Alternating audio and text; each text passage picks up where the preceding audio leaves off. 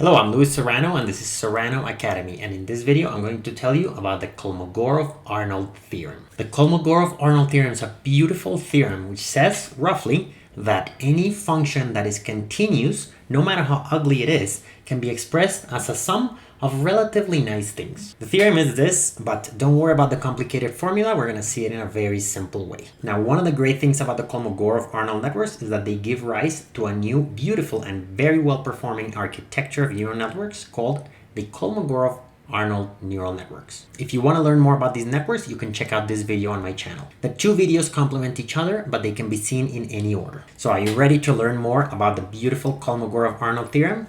Let's get into it. So let's begin by playing a game called which function is simpler. So out of these two functions, x plus y and x times y, which one looks simpler to you? And I know I'm being vague, but I will be more specific later. So if you're like me, you probably prefer the sum to the product because the sum is just a simpler thing than the product. So let's say that x plus y is simpler than x times y. Now let me give you two new functions, x squared plus sine y and still x times y. So which one do you think is simpler? So x times y looks simpler, right? Because it doesn't have a square or a sine or complicated things, but I'm going to argue that this one on the left is simpler. And the reason is because we're still adding, but I'll be more specific about it. Let's go back to x plus y and x times y. Why is x plus y simpler? Well, I like to see every variable, x and y, as a strand. For example, these two. And when they're added, they're separate. But when they're multiplied, they are somehow entangled like this. Now, this is just a mental picture that I have. Now, what happens with x squared plus sine y? Well, the strand for x squared is a little more complicated. It complicates the x. And the strand for sine y is also a little complicated because sine y is a more complicated function than simply y. However, no matter how complicated the strand for x and the strand for y are, they are still separated by the sum. In other words, we have a function of x, no matter how complicated, plus a function of y, no matter how complicated, and we've separated x and y. On the other hand, x times y is a function of both. There's no way to write it as a function of x plus a function of y. So in here, the x and y are way more intertwined than on the left, which they're complicated but separated.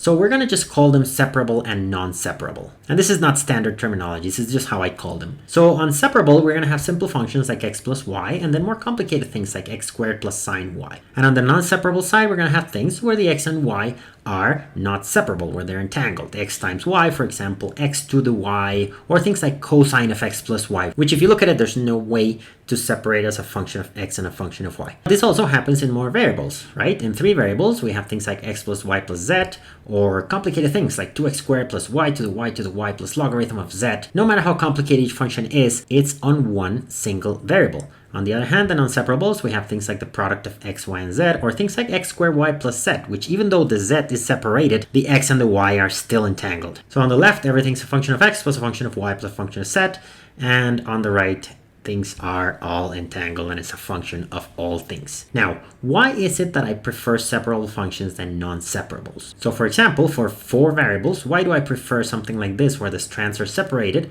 than something like this where they're all entangled? Well, there are many reasons. One of them is derivatives. Think about this. If I take the derivative of a sum, that is the sum of the derivatives. I only have to calculate each derivative and add them together. On the other hand, if I take the derivative of a product, I get something horrible where each variable appears in every single summand underneath. Imagine doing this for a million variables. On the left, you have a sum of a million derivatives, and on the right, you have a sum of a million terms, each one of them with a million products, which is much, much uglier. Because for example, if I take the variable y and change it a little bit, well, only one term changes on the left, and on the right, every single term changes. Now, on the left, things can be ugly. I could have something like sine of z squared instead of z, and the derivative is still something I can calculate, because calculating derivatives of one variable is just a lot easier. That's why we learn single variable calculus way before we learn multivariable calculus. Because when you start joining all these variables, multiplying them, etc., the derivatives just get a lot more complicated. Now, another reason that we want to separate the variables is machine learning. Let's say, for example, that I have a data set of house prices. And so y, the target, is the price, and the features x1 all the way to x6 are the size, the number of rooms, the location, etc., etc., etc.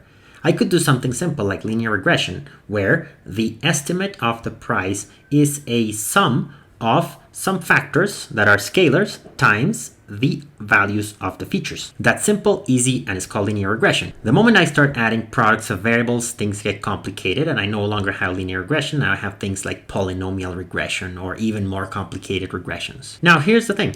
I'm allowed to mess with the columns a little bit. I could change x2 to things like x2 squared. I could change x5 to the logarithm of x5. This is okay. But the moment I combine two columns, for example, x3 and x4, I take the product of the two, then the algorithm just gets a lot harder. And so I hope I've managed to convince you that if you have a sum of things, it's just much better than if you have things like product or exponents or anything like that. Now here's the question. If I have something like xy, a function of two things, could it be that I can manipulate this and express it as a function of x plus a function of y? This would be lovely, but perhaps too lovely because it's not true. If I have the product of two things, I can't just turn it into the sum of two things. However, something very close is true. I could introduce a new variable z, and I could express xy as a function of x plus a function of y plus a function of z. And now let me tell you what z is. I warn you, it's gonna look like I'm cheating, but I promise I'm not. Check this out. I can write xy as negative x squared over 2 minus y squared over 2 plus x plus y squared divided by 2. That is z. Z is x plus y. My new variable z I've introduced is the sum of x and y. Now, why is this expression correct? Well, I encourage you to pause the video and actually work it out, but I've actually worked it out for you here. Check it out. Negative x squared, negative y squared plus x plus y squared can be expanded like this. I'm expanding the square on the right. And then I cancel the x squared and the y squared and I get 2xy. So if I divide everything by 2, I get the expression below. Now this doesn't look that much simpler, but believe it or not, this is simpler because I don't have my variables entangled. Minus x squared over 2 is something complicated. Minus y squared over 2 is something equally complicated. And this one on the right is equally complicated because if I look at z being x plus y, then it is simply z squared divided by 2. However, you could say, well, x plus y squared still contains an xy. There's still some entanglement here because when I expand x plus y squared, there's still an xy there. So there's still a product. Yes, it is true that there is still a product, but that's not so bad. And that's what the Kolmogorov-Arnold theorem says. If you have a very complicated function like the one you see on the left where x and y are super entangled, well, I could write it as a sum of several things, for example 5. And what are these things? Well, these are new variables t1, t2, t3, t4, t5. They're completely separated, but now here's the catch.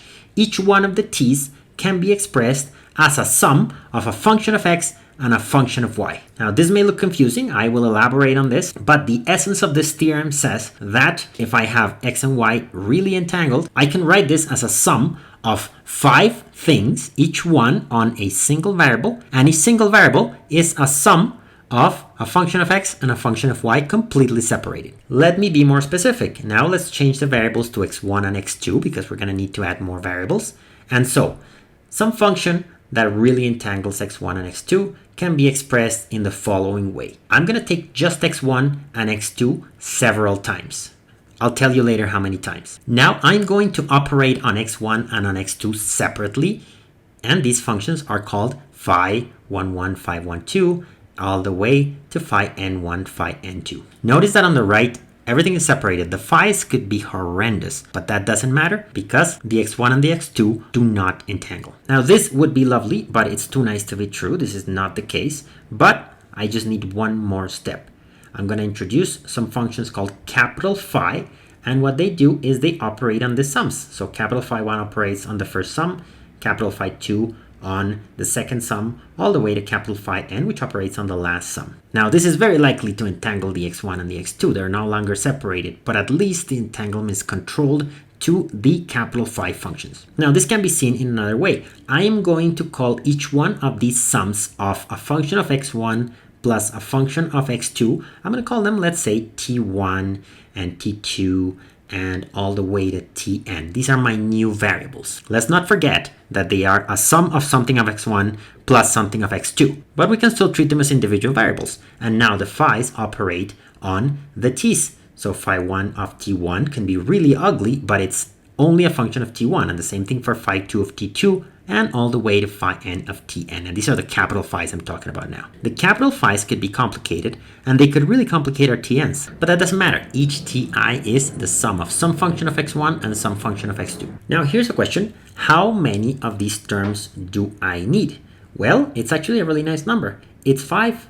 You only need 5 summands to express any continuous function of 2 variables. And where does the 5 come from? Well, it's the number of variables, which is 2, multiplied by 2 plus 1. That is the 5. And that is the Kolmogorov-Arnold theorem. It says that if I have 2 variables, I can express that as a sum of 5 terms.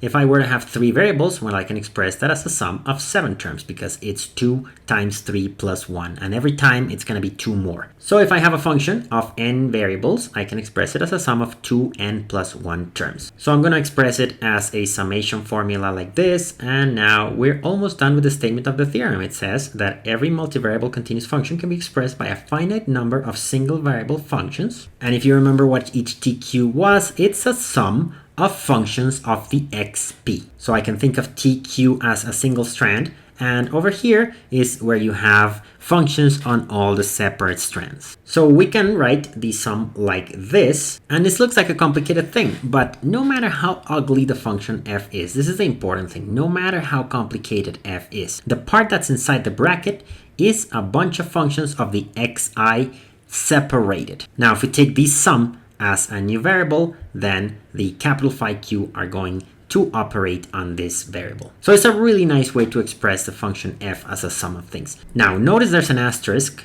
is because certain conditions apply. What are the conditions that apply?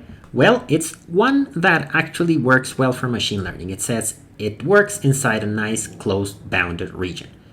What does this mean? That if my function f is this thing over here, then I can get it to be equal to that sum, but not everywhere, only inside some closed bounded region. Outside of the region, it can go in any direction, and they don't have to be the same, they can be really different. But inside the region, the f is equal to that summation on the right. So it seems like a huge restriction, but this is a restriction that always works in machine learning.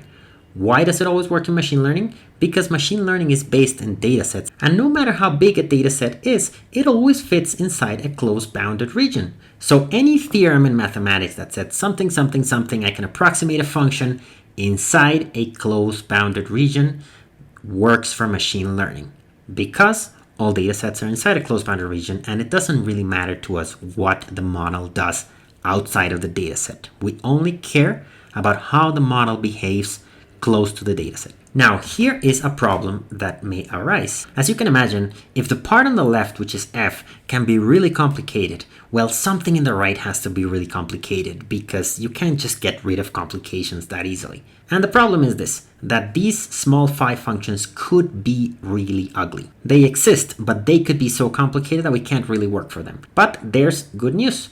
If you change the word express to the word approximated, then this really ugly can be changed to nice. I know I'm being very vague with these definitions, but this is going to be more clear when I introduce the Kolmogorov-Arnold networks, which are a nice way to express this theorem. And again, this only happens in a closed bounded region. So if your function is like this, then you can approximate it using the sum in the right, but only inside a closed bounded region. That means that these two functions are really close, but inside the closed bounded region. Outside, I don't know what happens. So that's it. That's the Kolmogorov-Arnold theorem. Now that you know about the theorem, let me tell you more about the Kolmogorov-Arnold networks. If you want to know more about the details and the whole architecture and how they get trained, check out this video over here in my channel. But what I'm going to tell you here is how the networks connect to the theorem. So let's build a small neural network just like before. We have a node with a variable x1 that connects to a higher node. Now, normally in neural networks, you would have a weight on that edge. That's a number on the edge. But in Kolmogorov-Arnold networks, instead, you have a function on the edge. So the function could be something like x squared. And what's the output?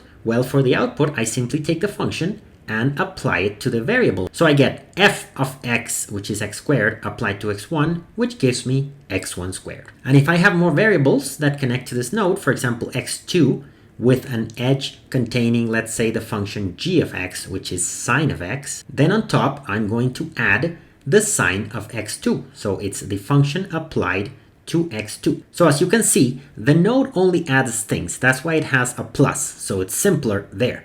But the edges don't contain weights, they contain functions. And so if you imagine a large neural network with functions on all the edges and they connect with sums, then you have a Kolmogorov-Arnold network. Now let me show you how a Kolmogorov neural network looks like for an expression, for example, for the function x1, x2. If you remember from before, we can express the product of two things, x1, x2, as 1/2 x1 plus x2 squared minus 1/2 x1 squared minus 1/2 x2 squared. Before we did it with x and y, now we're doing it with x1, x2, but it's the same thing. So how do we build a network with this? Well, we have the inputs x1 and x2 and the output, which is going to go over here. Now let's build this first summon. 1/2 times x1 plus x2 squared. Actually, I want to build this in pieces, so I actually just want to build the inner part, x1 plus x2. That's going to go on this node over here. And to build this node with the sum of x1 and x2, I simply need to combine these two. So I'm going to have a function here, y equals x, the identity function that outputs the same thing that it inputs. And when that gets applied to x1, then we get an x1. Now, how do I get the x2? Well, the same identity function y equals x applied to x2 gives me x2, and now I just add them. So now we have a node for x1 plus x2. Now, how do we make a node for 1/2 x1 squared? Well, remember, I only want the x1. So we're going to have a node for x1. How do we get the x1? In the same way as before, with the identity function that applied to x1 gives me x1.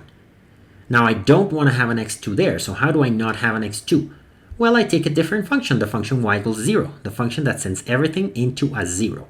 And that way, when I apply it to x2, I get 0, and I add 0 to x1, so I get what I wanted. Now let's quickly do the third one, which is 1/2 x2 squared. I do something very similar. I'm going to have it on this node over here. I have my first function, y equals 0, because I don't want the x1, so I turn it into 0 using this function, and I add it here.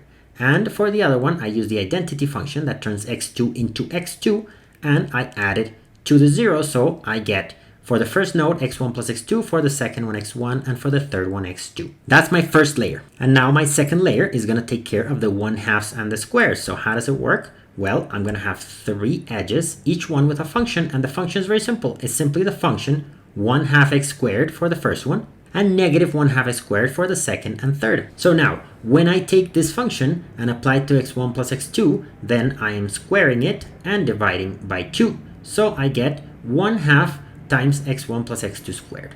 Similarly, when I apply the function negative 1/2 x squared to this one over here, to x1, then I get minus 1/2 x1 squared. And for the third one, same thing happens. When I apply this function, minus 1/2 x squared to x2, then I get minus 1/2 x2 squared. And then the node on top simply adds the 3 things. And when I add these 3 things, I get x1, x2 because of the expression on the left. And so that is the Kolmogorov-Arnold network that breaks down the function x1 times x2. Now you can have more layers. For example, let's take this more complicated function that is actually in the paper and in the talks given by the authors of the paper.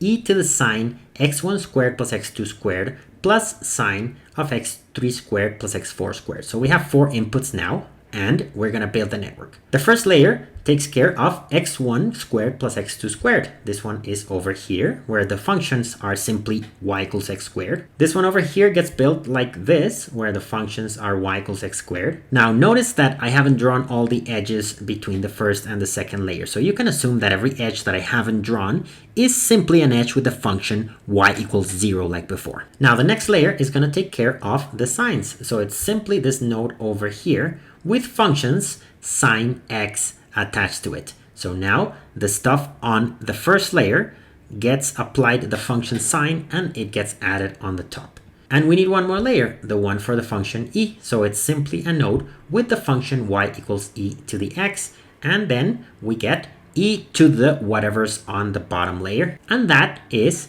a Kolmogorov-Arnold network for this complicated function in the left. Now here's something interesting. The Kolmogorov-Arnold theorem, as I'm going to show you soon, tells you that you only need 2 layers. So we could find a network to express this function on the left with only 2 layers. However, it may be more complicated and it may be a very big layer. But just keep in mind that the Kolmogorov-Arnold theorem tells you that you can express any function with a network of only 2 layers. And why is this the case? Well, check out the formula. There you can see the 2 layers. The first layer is given by the lowercase phi, and the second layer is given by the uppercase phi.